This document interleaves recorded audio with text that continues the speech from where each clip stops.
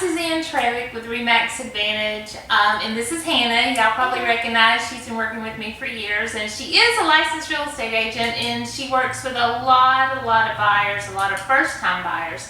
And this is just totally off the cuff. We were in the office working really hard, and we were talking about some things with some first-time buyers, and I said, hey, we just need to sit down and put this on video so we can share it with the public. And so Hannah helped me remember, because I said it was off the cuff, some of the things we were talking about. Just kind of had some few things and thought, we chatted out with y'all, kind of a perspective from her mainly as a listing agent, and then me, going in tons of homes with buyers, and kind of to compare, what we see as buyers, but then also kind of off the cuff, with the seller side, and kind of comparing and contrasting the different viewpoints with you guys. So.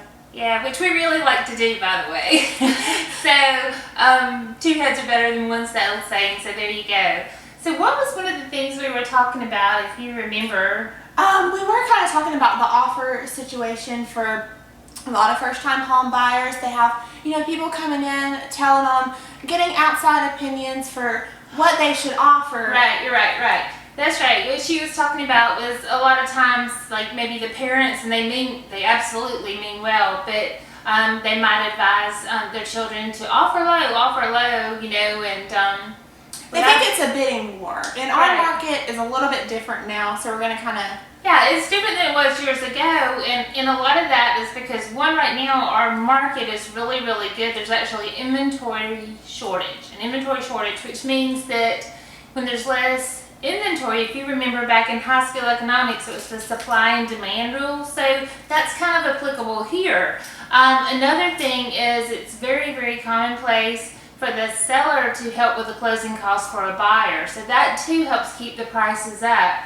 And Hannah was talking about negotiating back and forth, and so while she was talking, I pulled up, and I think in Gardendale, Fultondale, and Mount Olive, I think that my average list is sold, I told you, was 99. Yeah, 99.7. Yeah. So what that tells you is, it's pretty much everything is full price. Of course, that means, is it priced right? Yeah, and of course, I'm a super analytical person. So when I'm, working with my buyers, of course, we're looking at the home, but when it comes time to crunch numbers, I'm going to get on there and pull all the comparable properties, that are like the house that we're making an offer on.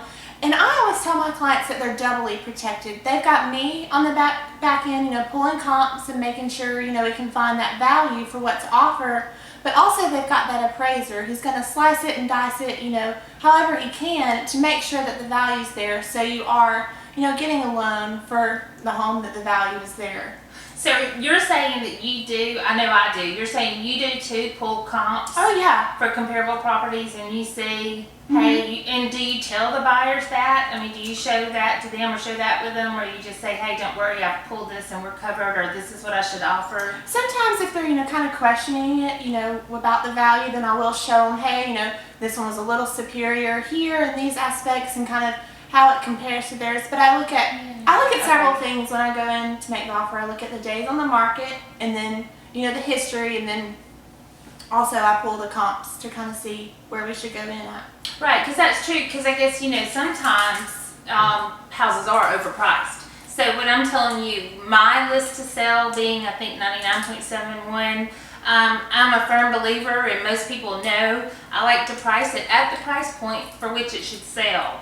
Where some people still like to put cushion in it, or some people just price it, some agents just price it what the seller wants to price it, and that's just not true. We need to price it at what the market tolerates, and that would be market value. So I think that's a great idea. I know I always pull the comps. Sometimes buyers want to see it, and sometimes they don't. Sometimes, if they feel comfortable with it, and we've, been crunching the numbers before, then they're fine with it. But sometimes I just still like to show them kind of, this is what we have and what's sold, and kind of this is the reasoning behind this number that I'm giving you guys. So I know another thing that I run into a lot of times is that a lot of people think that they won't qualify for a home. And I'm just here to tell you, I say things very directly but very gingerly, and I too am really analytical. But most people have not had a perfect life. They just simply haven't had a perfect life, and they've had, I refer to it as maybe they've had bumps in the road, which, they may have missed a payment here or there, or a payment was late, or just an absolute train wreck. And you would be amazed that, we're compassionate, we're real world, and things happen. Things happen, it's life. And it's amazing the people who have been able to get in homes that we've worked with. I know I've dealt with people that have lost homes to foreclosure. I know people have filed bankruptcy, people who have lost jobs, just all kinds of things like that. And maybe 2 or 3 years later, they're able to buy a house again, and they're just bumfuzzled. Yeah, and a lot of times, if you talk to one of us, of course, we'll get you, with a good lender, and if, it may not be now, but we can get that game plan in place of the steps that you need to do, so maybe not now, but a few months or a year or so down the road, and you can be going in the houses, and we can be finding you the one. So.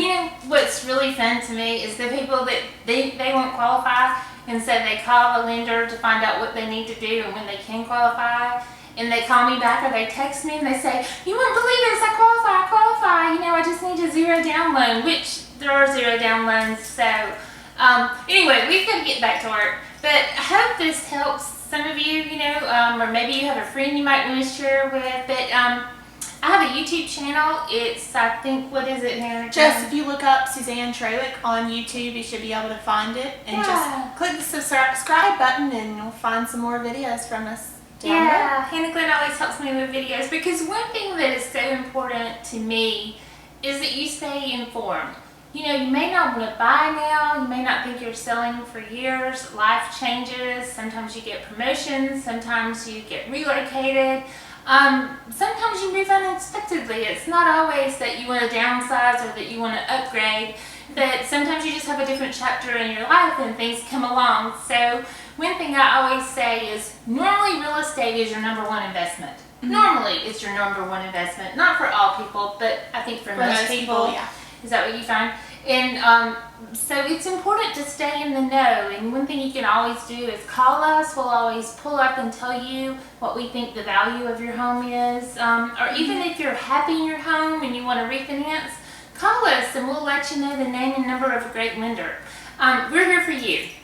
So if you got any other questions or comments or want to see some more videos, just leave a comment below or email us and we'll put that up on the screen for you. Yeah, Hannah will put the email addresses and the phone numbers, all that kind of thing. Or you can message us on Facebook, whatever works best for you. And if there's anything we can answer you, you don't have to be buying or selling. But again, my goal is to keep you informed and to share that with you. Thank you so much, and hope you all have a great night. Bye-bye.